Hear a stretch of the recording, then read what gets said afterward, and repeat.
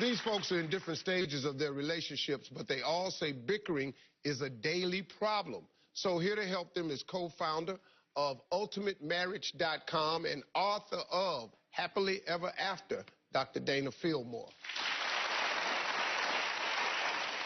I mean, our biggest fight recently was whose family we're going to spend the holidays with.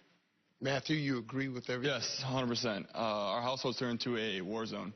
These little fights, these bickering, these are usually about the quirks and habits that used to be only slightly annoying are now going to be for the rest of their lives.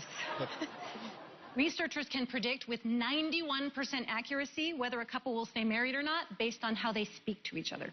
Right from the beginning, you guys need to learn to put the other person first.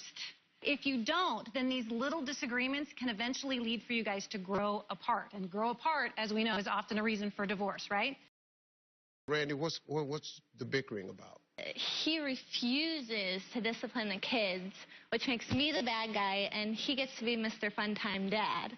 A lot of the stuff they're bickering about is kind of normal parenting stuff with kids, you know, couples that talk about this stuff at this point. I find, interestingly enough, that the real culprit, though, is that couples are not spending enough time alone together.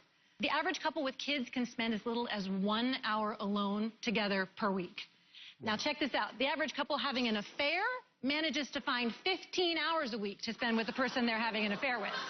I recommend that couples spend at least 8 hours a week alone together. Your priorities should always be your marriage first, your kids second, your job third, and then your friends and family. The marriage goes before the kids. Wow. Most recently, it's about what is it going to be like to be empty nesters, and what are we going to do with ourselves?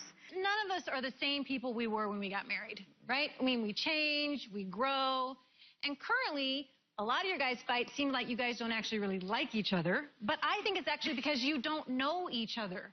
It's a time to create new adventures. It's a time that you guys can actually connect again. And the research shows, interestingly enough, that marriage satisfaction is very high at the beginning.